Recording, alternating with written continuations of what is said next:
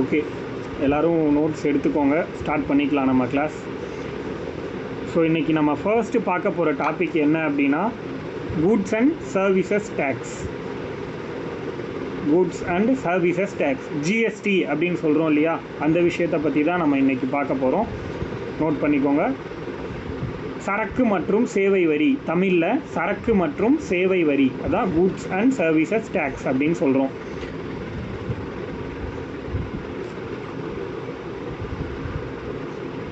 GST அப்படிங்கிறது first இதில் என்ன கேட்கலாம் கொஷின் அப்படின்னா, இது வந்து டைரக்ட் டேக்ஸா இன்டைரக்ட் டேக்ஸா அப்படிங்கிறது தான் ஃபர்ஸ்ட் கேள்வி.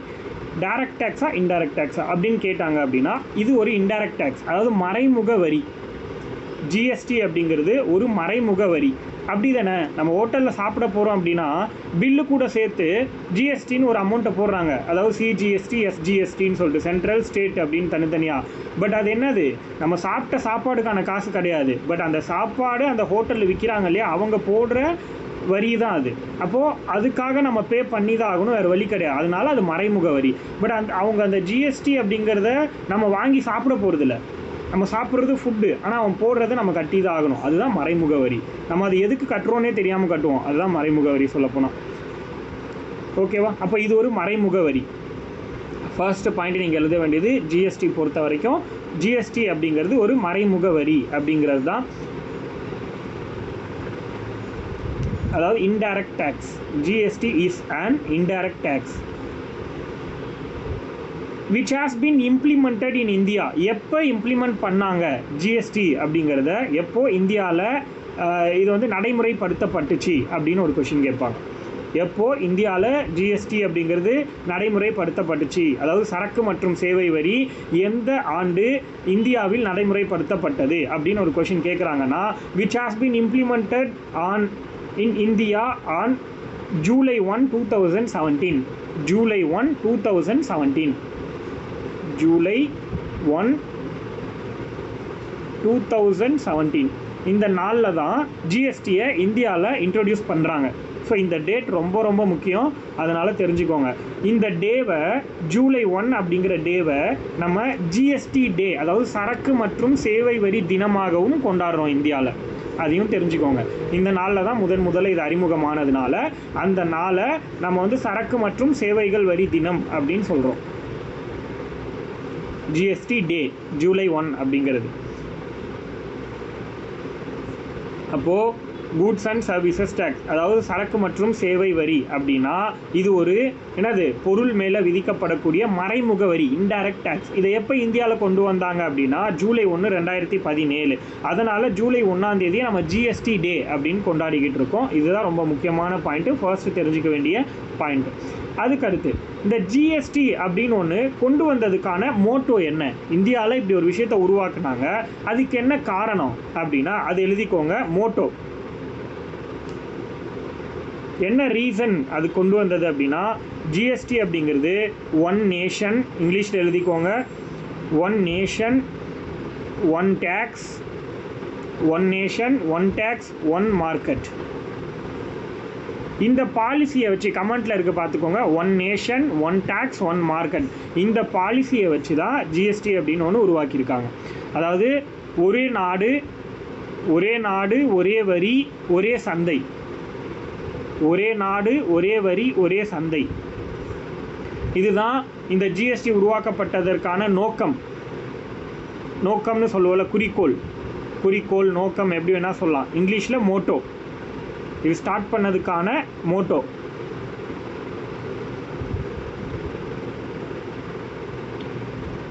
One nation one tax one market, ஒரே நாடு ஒரே வரி ஒரே சந்தை திட்டம் அப்படின்னு சொல்லுவாங்க. நாட்டில் இருக்கிற எல்லா விஷயத்துக்கும் ஒரே மாதிரியான வரி விதிக்கலாம் அப்படின்னா அதுதான் ஜிஎஸ்டி அப்படிங்கிறதுக்காக இதை கொண்டு வந்தாங்க. அதுக்கடுத்து என்ன பார்க்கலாம் அப்படின்னா, இந்த ஜிஎஸ்டியை எந்த நாடு ஃபஸ்ட்டு இன்ட்ரோடியூஸ் பண்ணாங்க அப்படின்னா ஃப்ரான்ஸ்.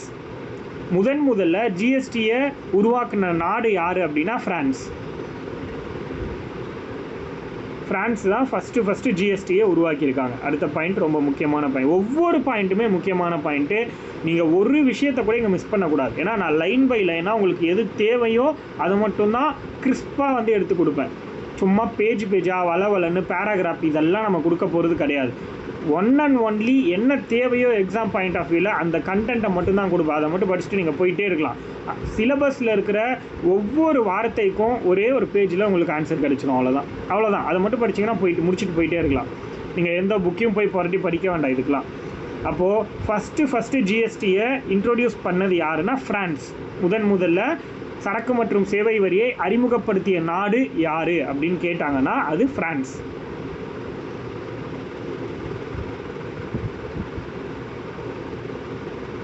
நம்ம இந்திய நாடு எந்த நாட்டுடைய ஜிஎஸ்டியை பேஸ் பண்ணி உருவாக்கப்பட்டது அப்படின்னு கேட்டாங்க அப்படின்னா அது வந்து கெனடியன் மாடல். அதாவது India's GST is based on the which model அப்படின்னு கேட்டாங்கன்னா கெனடியன் மாடல்.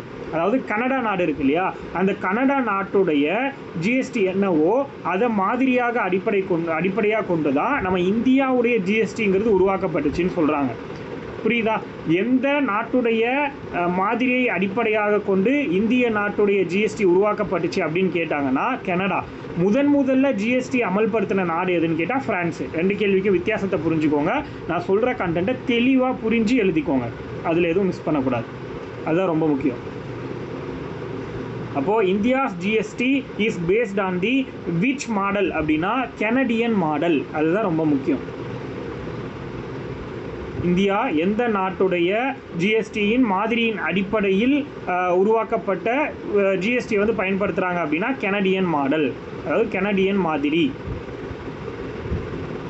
கனடாவுடைய சரக்கு மற்றும் சேவை வரியுடைய மாதிரி. அதுக்கடுத்து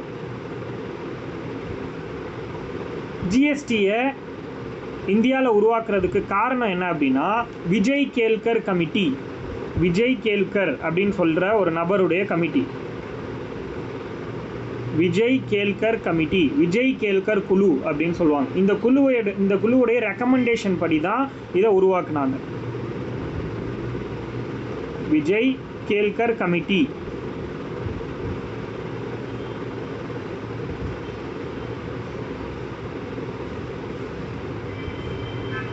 இந்த கமிட்டி வந்து 2012 போட்டிருக்காங்க. விஜய் கேல்கர் கமிட்டி. கொஷினா? ஓகே. இந்த ஜிஎஸ்டியை இந்தியாவில் உருவாக்குவதற்கு காரணம் யார் அப்படின்னா விஜய் கேல்கர் கமிட்டி, விஜய் கேல்கர் குழு. இந்தியாவில் ஜிஎஸ்டி அதாவது சரக்கு மற்றும் சேவை வரி யாருடைய பரிந்துரையின் அடிப்படையில் உருவாக்கப்பட்டது அப்படின்னு கேட்கலாம். இப்படி எழுதிக்கோங்க தமிழில். அதாவது ஜிஎஸ்டிங்கிறது சரக்கு மற்றும் சேவை வரி என்பது எந்த கமிட்டியின் பரிந்துரைப்படி இந்தியாவில் உருவாக்கப்பட்டது? எந்த கமிட்டியின் பரிந்துரைப்படி இந்தியாவில் உருவாக்கப்பட்டது?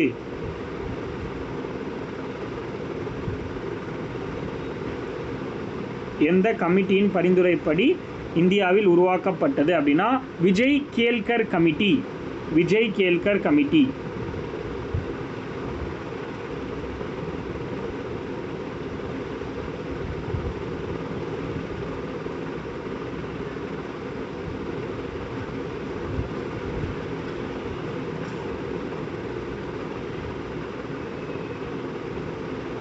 இந்த கமிட்டி வந்து 2012 போட்டிருக்காங்க.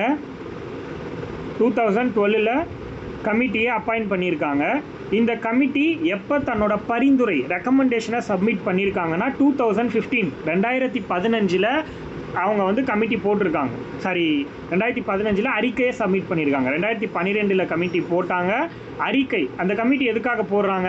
நம்ம ஊரில் வந்து இந்தியாவில் ஜிஎஸ்டின்னு ஒன்று கொண்டு வரலாமா வேணாவாங்கிறத நீங்கள் ஒரு எக்ஸாமைன் பண்ணி எங்களுக்கு கொடுங்க அப்படின்னு சொல்கிறாங்க. அவங்க இந்தியா ஃபுல்லாக வந்து நிறைய விஷயங்களை நோண்டி எல்லாத்தையும் அலசி ஆராய்ஞ்சு செக் பண்ணிவிட்டு 2015 ஃபைனலாக ஒரு ரிப்போர்ட் சப்மிட் பண்ணுறாங்க. அந்த ரிப்போர்ட்டில் தான் இந்தியாவுக்கு ஜிஎஸ்டிங்கிற ஒன்று கொண்டு வரலாம், தப்பு கிடையாது அப்படின்னு இவங்க சொல்கிறாங்க. இவங்களோட ரெக்கமெண்டேஷனை வந்து செக் பண்ணி கரெக்டு தான் அப்படின்னு சொல்லிட்டு அதுக்கப்புறம் தான் 2017 ஜூலை 1ஆம் தேதியிலேருந்து இந்தியாவில் இது கொண்டு வந்தாங்க. அப்போது இந்த கமிட்டி போடப்பட்ட வருஷம் 2012, இந்த கமிட்டியோட ரெக்கமெண்டேஷன் சப்மிட் பண்ண வருஷம் 2015, ரெக்கமெண்டேஷனாக பரிந்துரை வந்து அனுப்பப்பட்ட வருஷம் 2015. அதுக்கடுத்து அது எல்லாத்தையும் பார்த்து பார்லிமெண்ட்டில் வந்து அக்செப்டன்ஸ் எல்லாம் வாங்கினது 2016, கடைசியாக 2017 தான் இது வந்து இந்தியாவில் நடைமுறைக்கு வந்திருக்கும் அப்படிங்கிறத சொல்லியிருக்காங்க.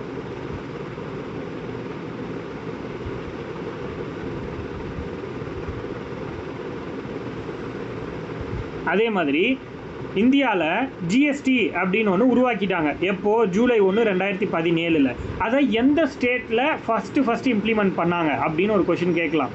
ஜிஎஸ்டி, அதாவது சரக்கு மற்றும் சேவை வரி முதலில் எந்த மாநிலத்தில் அறிமுகப்படுத்தப்பட்டது அப்படின்னு ஒரு கொஷின் கேட்குறாங்க அப்படின்னா அஸ்ஸாம் மாநிலத்தில் தான் ஃபஸ்ட்டு சரக்கு மற்றும் சேவை வரி அப்படிங்கிறது அறிமுகப்படுத்துகிறாங்க. The first state which implemented the GST was Assam. அதாவது எந்த மாநிலத்தில் முதல்ல சரக்கு மற்றும் சேவை வரி அறிமுகப்படுத்தப்பட்டது அப்படின்னா அது அஸ்ஸாம் மாநிலம். உங்களுக்கு எப்படி புரியுதோ அப்படி எழுதிக்கலாம். நான் சொல்கிற மாதிரி எழுதணும்லாம் அவசியம் கிடையாது. உங்களுக்கு இது நான் சொல்கிற கண்டென்ட்டை எப்படி ரீப்ரேஸ் பண்ணி எழுத முடியுமோ அந்த மாதிரி நீங்கள் எழுதிக்கோங்க. ஷார்ட்டாக எழுதிக்கிட்டாலும் ஓகே, இல்லை கொஞ்சம் எலாபரேட் பண்ணி எழுதுனாலும் ஓகே, உங்களோட விருப்பம். திரும்பவும் படிக்கும்போது உங்களுக்கு புரியணும், அதுதான் எனக்கு முக்கியம்.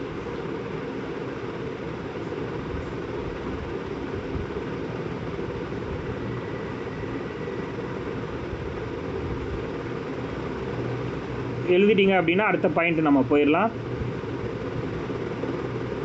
இந்த ஜிஎஸ்டியோட பிராண்ட் அம்பாஸ்டர் யார் அப்படின்னா அமிதாப் பச்சன் இருக்கார் இல்லையா, அவர் தான் இந்த ஜிஎஸ்டியோடைய பிராண்ட் அம்பாஸ்டர்.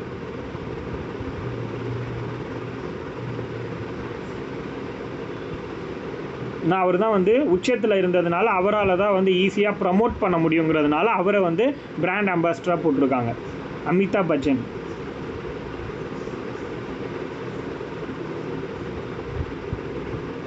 இது வந்து ஜிஎஸ்டிங்கிறது கான்ஸ்டியூஷனல் பாடியா நான் கான்ஸ்டியூஷனல் பாடியா அப்படின்னா இது ஒரு கான்ஸ்டியூஷன் தான். அப்போ கான்ஸ்டியூஷனில் இருக்குது ஜிஎஸ்டி அப்படின்னா எந்த ஆர்டிக்கல் கீழே வரும் அப்படிங்கிறது ரொம்ப முக்கியம். 279A கமெண்ட்டில் இருக்குது பார்த்துக்கோங்க. Article 279A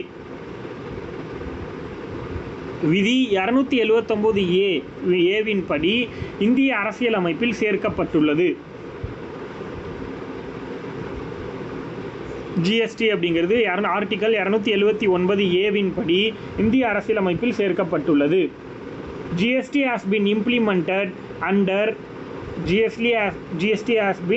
implemented under Article 279A of the Indian Constitution.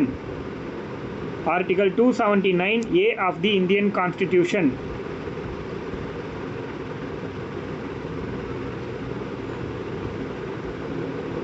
ரொம்ப ரொம்ப முக்கியமானது இந்தியன் கான்ஸ்டியூஷன் ஆர்டிக்கல் தான்.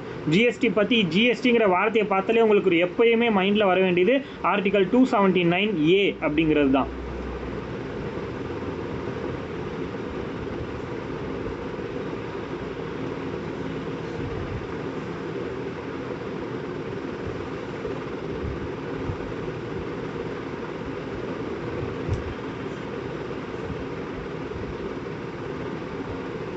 அதுக்கு அடுத்து வந்து பார்த்திங்கன்னா ஒரு ஸ்டேட்டு இப்போ வந்து ஜிஎஸ்டி அப்படிங்கிறது நம்ம வந்து இந்த கான்ஸ்டியூஷன்லேயே இருக்குது அப்படின்னு சொல்லிட்டோம். அப்படின்னா அதை யார் வசூலிப்பாங்கன்னா சென்ட்ரல் கவர்மெண்ட் தான். பட் ஜிஎஸ்டியை ஸ்டேட் கவர்மெண்ட்டாலையும் வசூலிக்க முடியும் அப்படின்னு சொல்கிறாங்க. அப்போது சென்ட்ரல் கவர்மெண்ட் வசூலிக்கணும் அப்படின்னா ஆர்டிகல் 279A கொடுத்துருக்காங்க. இதுவே ஒரு ஸ்டேட் கவர்மெண்ட் ஜிஎஸ்டி வாங்குறதுக்கு பர்மிஷன் கொடுக்குற ஆர்டிக்கல் எதுனா 246A படி ஒரு ஸ்டேட் கவர்மெண்ட்டாலையும் ஜிஎஸ்டி வசூலிக்க முடியும் அப்படின்னு சொல்கிறாங்க. 246A states have the power to tax goods and services.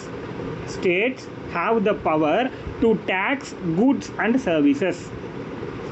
Article 246A தான் அதுக்கான பெர்மிஷனை கொடுக்குது. ஒரு மாநிலமும் ஜிஎஸ்டி வரியை விதிக்க முடியும் அப்படின்னு சொல்லக்கூடிய பவர் வந்து ஒரு மாநிலத்துக்கு கொடுக்குற ஆர்டிக்கல் எது அப்படின்னா ஆர்டிக்கல் 246A. இந்த ஆர்டிக்கல் கேட்கலாம், ஒரு மாநிலத்துக்கு ஜிஎஸ்டி போடுறதுக்கான பவர் இருக்கா அப்படின்னு ஒரு கொஷின் கேட்கலாம். இல்லை ஸ்டேட்மெண்ட்டில் வைக்கலாம், ஒரு 4 ஸ்டேட்மெண்ட் கொடுத்துட்டு இதில் எதெல்லாம் ஜிஎஸ்டி சம்மந்தப்பட்ட கரெக்டான விஷயங்கள் அப்படின்னு ஒரு கொஷின் கேட்குறான்னா அப்போது இதை வந்து நம்ம பயன்படுத்துகிற மாதிரி வரும். ஸோ ஆர்டிக்கல் 279A அப்படின்னா இந்தியன் கான்ஸ்டியூஷனில் இம்ப்ளிமெண்ட் பண்ண ஒரு ஆர்டிக்கல், ஜிஎஸ்டியை உள்ளே கொண்டு வந்தது. அதே மாதிரி ஒரு ஸ்டேட்க்கு வந்து டேக்ஸ் ஜிஎஸ்டி விதிக்கிறதுக்கான அந்த பர்மிஷன் கொடுக்குற ஆர்டிக்கல் 246A. அதுக்கு அடுத்து வந்து பார்த்திங்கன்னா ஜிஎஸ்டி கவுன்சில், ஜிஎஸ்டிக்காக சரக்கு மற்றும் சேவை வரி குழு அப்படின்னு ஒன்று உருவாக்குனாங்க. எப்போ அப்படின்னா செப்டம்பர் 2016. ஜிஎஸ்டி கவுன்சில் அதாவது சரக்கு மற்றும் சேவை வரி குழு, இதை எப்போ உருவாக்குறாங்க அப்படின்னா 2016 செப்டம்பர் மாதம். இதை உருவாக்குனது யாருன்னா பிரசிடெண்ட். எந்த ஒரு குழுவையும் இந்தியாவில் உருவாக்கணும்னா அது வந்து பிரசிடெண்ட்டு தான். அதோட சேர்மன் உருவாக்குறது பிரசிடெண்ட்டாக இருப்பார், அதோட சேர்மனாக இருக்கிறவர் பிரைம் மினிஸ்டராக இருப்பார், அதோட வைஸ் பிரசிடெண்ட்டை தான் வந்து புதுசாக யாராவது தேர்ந்தெடுப்பாங்க. ஸோ ஜிஎஸ்டி கவுன்சில் எப்போ உருவாக்குனாங்கன்னா செப்டம்பர் 2016 உருவாக்குனாங்க. அதை உருவாக்குனது யாருன்னா பிரசிடெண்ட் ஆஃப் இந்தியா. இப்போ இருக்கிற பிரசிடெண்ட் ஆஃப் இந்தியா யார்?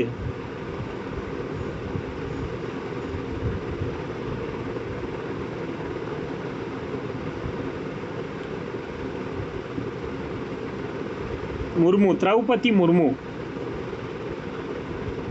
சூப்பர், எழுதுங்க.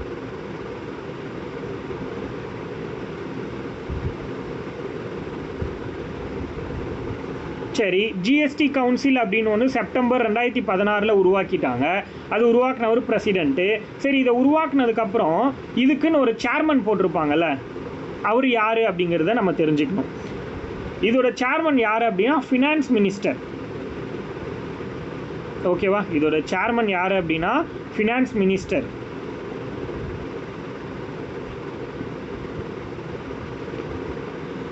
அருண் ஜெட்லி, இவர் தான் first chairman of GST council. அதாவது சரக்கு மற்றும் சேவை வரி குழுவுடைய முதல் தலைவர் யார் அப்படின்னா அருண் ஜெட்லி. சரக்கு மற்றும் சேவை வரியோடைய கமிட்டி இருக்கு இல்லையா, அந்த குழு, அதாவது ஜிஎஸ்டி கவுன்சில், அதோடைய first chairman Arun Jaitley.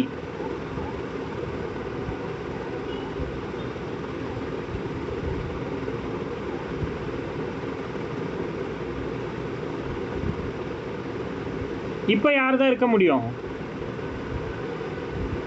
First chairman Arun ஜெட்லின்னு பார்த்தோம். இப்போ யார் ஜிஎஸ்டி கவுன்சிலுக்கு சேர்மன் இருக்க வாய்ப்பு இருக்குது? நான் சொல்லிட்டேன், ஃபினான்ஸ் மினிஸ்டர் தான் ஜிஎஸ்டி கவுன்சிலோட சேர்மனாக இருக்க முடியும். இதையே கொஷினாக கேட்பாங்க, புரியுதா? நிர்மலா சீதாராமன், இப்போ இருக்கிற ஃபினான்ஸ் மினிஸ்டர் யார்? நிர்மலா சீதாராமன். எஸ், ஃபினான்ஸ் மினிஸ்டர்னா நிதி அமைச்சர். இந்தியாவுடைய நிதி அமைச்சர் யார் அப்படின்னா நிர்மலா சீதாராமன். அப்போது ஜிஎஸ்டி கவுன்சிலோட சேர்மன் யாருன்னே ஒரு கொஷின் கேட்பாங்க. யார்? நிதி அமைச்சர் அப்படிங்கிறது ஆன்சர், ஃபினான்ஸ் மினிஸ்டர். இப்போ இருக்கிறவங்க யார் அப்படி கேட்டால் தான் நிர்மலா சீதாராமன். யார் அப்படின்னு கேட்டாங்கன்னா அவங்க ஒரு ஃபினான்ஸ் மினிஸ்டர் அப்படிங்கிறது எழுத தெரியணும்.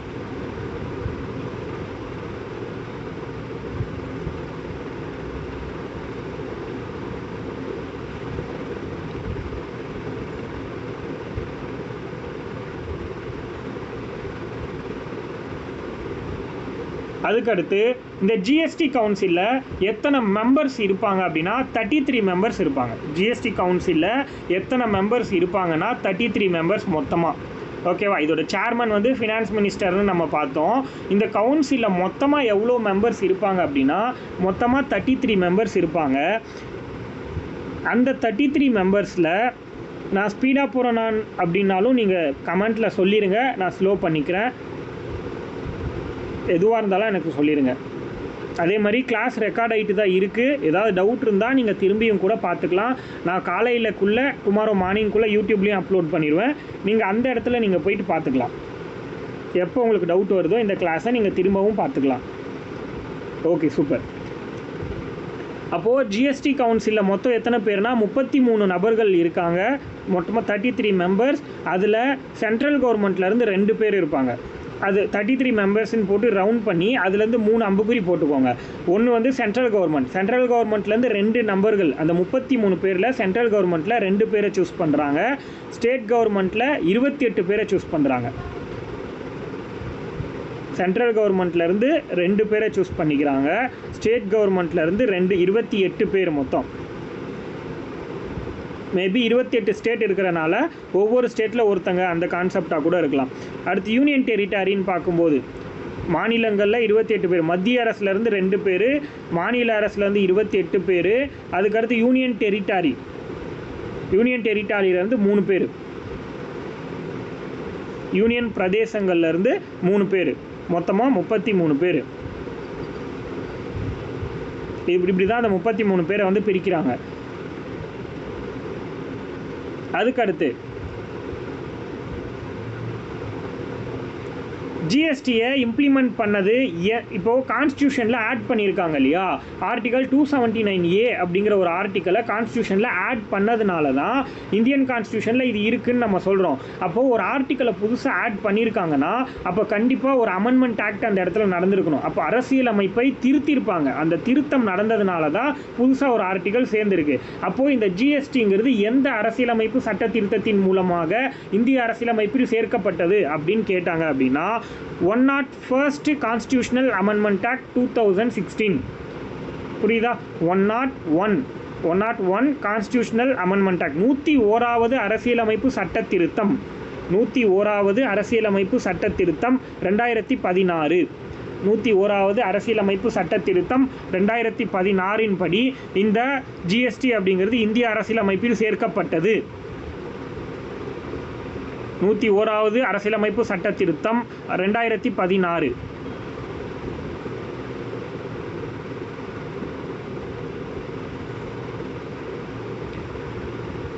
ஒரு கான்ஸ்டியூஷனல் அமெண்ட்மெண்ட் ஆக்ட் உருவாகுது அப்படின்னா அதுக்கு முன்னாடி அதை வந்து பில்லாக ஃபஸ்ட்டு பாஸ் பண்ணியிருப்பாங்க. லோக்சபா, ராஜ்யசபான்னு ஒவ்வொரு சபாவாக பாஸ் ஆகி அதுக்கப்புறம் பிரசிடென்ட்டுக்கிட்ட சைன் ஆகி அதுக்கப்புறம் தான் என்ன ஆகும், அது ஒரு ஆக்டாக மாறும். அப்போது இது எத்தனாவது பில்லாக பார்லிமெண்ட்டில் வந்து கொண்டு வராங்க அப்படின்னா 122nd constitutional amendment bill.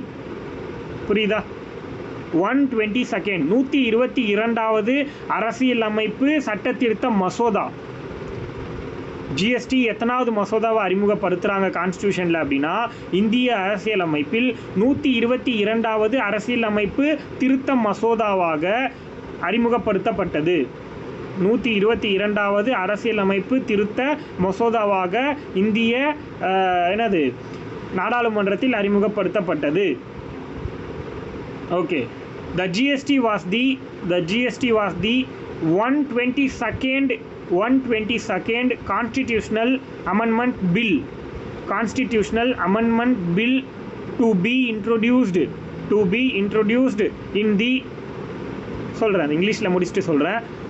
To be introduced in the Parliament of India. The GST was the 122nd Constitutional Amendment Bill to be introduced in the Parliament of India. ஓகேவா? 122, அதாவது ஜிஎஸ்டி என்பது சரக்கு மற்றும் சேவை வரி என்பது 122வது அரசியலமைப்பு திருத்த மசோதாவாக 122வது அரசியலமைப்பு திருத்த மசோதாவாக பாராளுமன்றத்தில், அதுதான் நான் தெளிவாக எக்ஸ்பிளைன் பண்ணேன் கிஷோர். அதாவது என்னென்னா இன்னொரு டைம் சொல்கிறேன், நல்லா நோட் பண்ணிக்கோங்க. ஃபஸ்ட்டு ஒரு சட்டம் உருவாகணும் அப்படின்னா தெளிவாக சொல்கிறேன், நோட் பண்ணிக்கோங்க. ஒரு சட்டம் உருவாகணும் அப்படின்னா அதை ஃபஸ்ட்டு என்ன பண்ணுவாங்க அப்படின்னா பார்லிமெண்ட்டில் பில்லாக கொண்டு வருவாங்க. பில் மசோதான்னு சொல்லுவோம் இல்லையா, ஒரு மசோதாவை அறிமுகப்படுத்துவாங்க. மசோதாக்கள் நிறைய இருக்கும், ஆல்ரெடி அனௌன்ஸ் பண்ண மசோதாக்கள் நிறைய இருக்கும். அதில் 121 மசோதா இதுக்கு முன்னாடி அனௌன்ஸ் பண்ணியிருக்காங்க. இதை 122வது மசோதாவாக அனௌன்ஸ் பண்ணாங்க. இந்த 122வது மசோதா அதாவது பில்லு இதை வந்து ஃபஸ்ட்டு லோக்சபாவில் வந்து அனுப்புகிறாங்க. லோக்சபாவில் அக்செப்டன்ஸ் ஆகுது. அதுக்கடுத்து ராஜ்யசபா கிட்ட கொடுக்குறாங்க. ராஜ்யசபாவும் அக்செப்ட் பண்ணுது. இப்போ டேரெக்டாக பிரசிடென்ட் கைக்கு போகுது சிக்னேச்சருக்காக. பிரசிடென்ட் என்ன பண்ணுறாரு, பார்த்துட்டு ஓகே அமல்படுத்திடலாம் அப்படின்னு அவர் சைன் பண்ணி அவர் என்ன பண்ணுறாரு, திரும்பி வந்து பார்லிமெண்ட் கிட்ட கொடுக்குறாரு. இப்போ அந்த 122nd பில் அப்படிங்கிறது பிரசிடென்ட் சிக்னேச்சர் போட்டு பாஸ் ஆனால் மட்டும்தான் அது அமெண்ட்மெண்ட் ஆக்டாக மாறும். இல்லைனா அது வெறும் பில்லு தான், அது ஃபெயில் கூட ஆகலாம். புரியுதா? அப்படி பார்த்தா தான் நம்ம இது என்ன சொல்கிறோம் அப்படின்னா 101வது சட்ட திருத்தமாக இது கொண்டு வந்தாங்க. அது சட்டமாக மாறணும்னா அது வந்து பிரசிடென்ட் சிக்னேச்சர் பண்ணியிருந்தால் மட்டும்தான் முடியும். எல்லாத்தையும் சிக்னேச்சர் பண்ணிடுவாருன்னு அவசியம் கிடையாது பிரதமர், அதாவது பிரசிடென்ட்டு. அவர் வந்து இது தப்பாக இருக்குது அப்படின்னு தோணுச்சா அவர் சைன் பண்ணாமல் அவர்கிட்டே வச்சுக்கலாம், இல்லை அதை வந்து திருப்பி அனுப்பலாம், இல்லை என்ன பண்ணலாம், இதை வந்து கேன்சலும் பண்ணலாம். இது எல்லாத்துக்குமான பவர் பிரசிடென்ட் கிட்ட இருக்குது. அப்போ 122nd பில்லாக அனௌன்ஸ் பண்ணது தான் என்ன அப்படின்னா இந்த ஜிஎஸ்டி. இதை வந்து அவர் பிரசிடென்ட் வந்து சிக்னேச்சர் பண்ணதுனால 101வது சட்ட திருத்த சட்டமாக உருவாயிருச்சு அரசியலமைப்பில். புரியுதா? இப்போ எக்ஸாம்பிளுக்கு ரீசெண்டாக விமனுக்கு வந்து ஒரு அந்த இது வந்துச்சு இல்லையா, 33% வந்து பெண்களுக்கு இடஒதுக்கீடு அப்படின்னு ஒரு சட்டம் கொண்டு வந்தாங்களா? அது எத்தனாவது சட்டம் அப்படின்னா 106வது சட்ட திருத்தம் தான். 2024 கொண்டு வந்த 106வது சட்ட திருத்தம் தான். எது அப்படின்னா அந்த பெண்களுக்கு 33% இடஒதுக்கீடு. பட் ஆனால் அது எத்தனாவது சட்ட திருத்த மசோதா தெரியுமா? 128வது சட்ட திருத்த மசோதா. புரியுதா இப்போ நான் என்ன சொல்ல வரேன்? எல்லாருக்குமே புரியுதா? தம் போடுங்க எல்லாருக்கும் புரியுதுன்னா நான் என்ன சொல்ல வரேன்னு. ஓகே, அப்போ ஃபஸ்ட்டு வந்து பில் அப்படிங்கிறது மசோதா, அப்படி தான் நம்ம கொண்டு வருவோம். அதில் எது சக்ஸஸ் ஆகுதோ அதுதான் சட்டமாக மாற்றப்படுது. இதுதான் விஷயம். அப்போ இது வரைக்குமே 106 சட்ட திருத்தம் தான் பண்ணியிருக்காங்க இந்தியன் கான்ஸ்டியூஷனில். 106வதாக கடைசியாக பண்ண சட்ட திருத்தம் தான் என்ன அப்படின்னா இந்த பெண்களுக்கான 33% இடஒதுக்கீடு. அது 128வது அமெண்ட்மெண்ட் பில்லு. புரியுதா? அப்போ பில்லுங்கிறது 128. அது அப்போ இதுதான் கான்செப்ட். இது வரைக்கும் எழுதிட்டிங்களா? GST was the 122nd Constitutional Amendment Bill to be introduced in the Parliament of India. இந்த பாயிண்ட் வரைக்கும் பர்ஃபெக்டாக எழுதிட்டீங்க அப்படின்னா அடுத்தது போயிடலாம். அதே மாதிரி இந்தியாவில் எத்தனை டைப் ஆஃப் ஜிஎஸ்டி வந்து போடுறாங்க அப்படிங்கிறது நமக்கு தெரிஞ்சுக்கணும் கண்டிப்பாக. அப்போது எத்தனை பர்சன்டேஜ்னு இருக்கும் இல்லையா? இப்போ வந்து ஒரு பொருளுக்கு 5% இருக்கலாம், ஒரு பொருளுக்கு 12% இருக்கலாம், அந்த மாதிரிலாம் இருக்கும். ஒரு பொருளுக்கு வந்து இல்லாமே இருக்கலாம், ஜிஎஸ்டின்னு ஒன்று இல்லாமே இருக்கலாம். அப்போது எது எதுக்கு இருக்குது, இல்லை ப்ளஸ் எவ்வளோ பர்சன்டேஜ் இருக்குது அப்படிங்கிறத பார்ப்போம். So first there are 5 rates of taxes in GST. There are 5 rates of taxes in GST. அதாவது ஜிஎஸ்டி அப்படின்னா அதாவது சரக்கு மற்றும் சேவை வரியில் 5 வகையான வரி விதிக்கப்படுகிறது. சரக்கு மற்றும் சேவை வரியில் பொதுவாக 5 வகையான வரி விதிக்கப்படுகிறது. There are 5 rates of taxes in GST. 1. 0%, 0%, 5%, 0%, 5%, 12%, 18% and 28%. 0%, 5%, 12%, 18% மற்றும் 28%. இதுதான் 5 வகையான ஜிஎஸ்டி வரி விதிப்பு முறைகள். ஜிஎஸ்டியில் இருக்கக்கூடிய 5 வகையான வரி விதிப்பு முறைகள் இதுதான். இதை எப்படி விதிப்பாங்க? அன்றாடம் நம்ம பயன்படுத்துகிற பொருள், காய்கறி இந்த மாதிரியான பொருட்களுக்கு 0%, அதுக்கு வந்து வரியே கிடையாது. அப்போ 5%னா நார்மலான பொருட்களுக்கு ஷாம்பு இது மாதிரிலாம் வாங்குகிறோன்னா அதுக்கு வந்து 5%, 12%, 18, 28 போகும்போது ஆடம்பரமான பொருட்கள், இப்போ நகை எடுக்கிறோன்னா அதுக்கு ஒரு டைப் ஆஃப் பர்சன்டேஜ் வரும், கார் வாங்குகிறோன்னா அதுக்கு ஒரு டைப் ஆஃப் பர்சன்டேஜ் வரும். அப்போ அந்த மாதிரி வெஹிக்கல் சைடு போகும்போது அதுக்கு ஹையஸ்ட் காஸ்ட் வரும். பர்சன்டேஜ் ஆஃப் டேக்ஸ் அப்படிங்கிறது 28% போகும், 18% போகும். ஸோ எது எதுக்கு என்னென்னங்கிறதையும் நம்ம பார்க்கலாம்.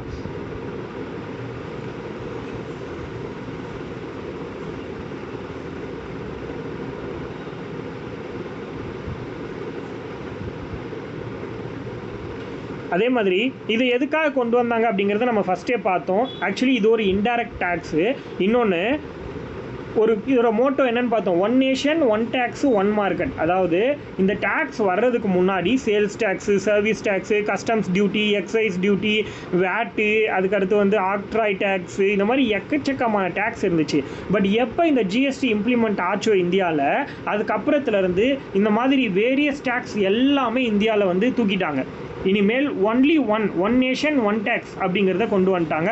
இனிமேல் எந்த ஒரு டேக்ஸுமே கிடையாது இன்டெரக்டாக, எல்லாமே ஒரே ஒரு டேக்ஸ் தான், அது ஜிஎஸ்டி தான் அப்படிங்கிறத கொண்டு வந்துட்டாங்க. ஸோ இது நம்ம எல்லாருக்குமே தெரியணும். ஸோ இதை கொண்டு வர்றதுக்கான reason, one of the reason main reason என்ன அப்படின்னா bring uniformity in the tax system of the country. அதாவது நம்மளோட நாட்டில் வரி அப்படிங்கிறது எல்லா விதமான விஷயங்களுக்கும் ஒரே மாதிரி இருக்கணும் அப்படிங்கிற ஒரு கான்செப்டுக்காக தான் இதை வந்து கொண்டு வந்திருக்காங்க அப்படிங்கிறத சொல்கிறாங்க.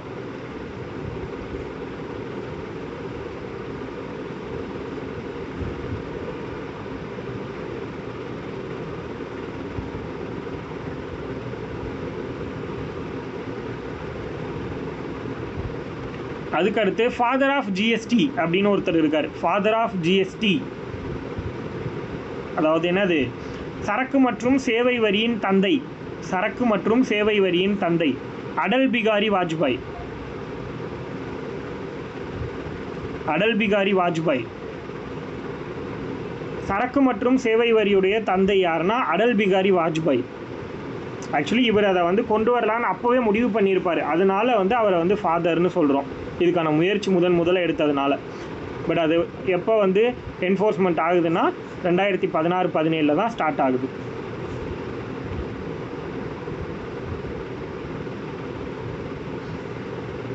அப்போது ஜிஎஸ்டியிலேருந்து எக்ஸம்ப்டட் யார் யார் அப்படின்னா, அதாவது விதிவிலக்கு அளிக்கப்பட்டது யார் யாருக்கு அப்படின்னா, பெட்ரோலியம் ப்ராடக்ட்ஸ்க்கும் ஆல்கஹாலுக்கும் விதிவிலக்கு.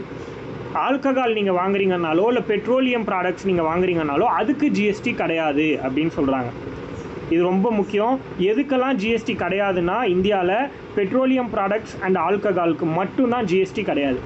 எக்ஸம்ப்டட் அப்படின்னா இது 2 தான் விதிவிலக்கு.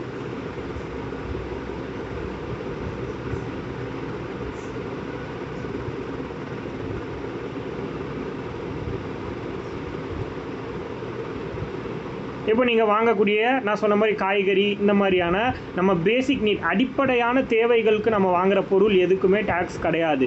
நீங்கள் வாங்கக்கூடிய நகைக்கு வந்து டேக்ஸ் இருக்குது. நீங்கள் ஹோட்டலில் போய் சாப்பிட்றீங்கன்னா அதுக்கு டேக்ஸ் இருக்குது. நீங்கள் ஒரு கார் வாங்குறீங்க அப்படின்னா அதுக்கு டேக்ஸ் இருக்குது. ஒரு பங்களா வாங்குறீங்கன்னா அதுக்கு டேக்ஸ் இருக்குது. இந்த மாதிரி ஒவ்வொரு வெரைட்டி ஆஃப் திங்ஸ்க்கும் ஒவ்வொரு டைப் ஆஃப் டேக்ஸை வந்து போடுவாங்க. ஸோ இவ்வளோ தான் அந்த ஜிஎஸ்டி அப்படின்னா. இதை தாண்டி ஒரு கொஷின் கூட உங்களுக்கு எங்கேயுமே கிடையாது. நீங்கள் எங்கே போய் தேடி பார்த்தாலும் உங்களால் இதை தாண்டி ஒரு கொஷின் கூட கண்டுபிடிக்க முடியாது. ஓகேவா? ஸோ இதில் ஏதாச்சும் டவுட் இருக்குன்னா ரெக்கார்டடில் கூட நீங்கள் திரும்ப பார்த்துக்கோங்க. இல்லை இப்போ கேட்குறதா இருந்தாலும் ஒரு 5 minutes டைம் எடுத்து நீங்கள் கேட்டுக்கோங்க என்கிட்ட.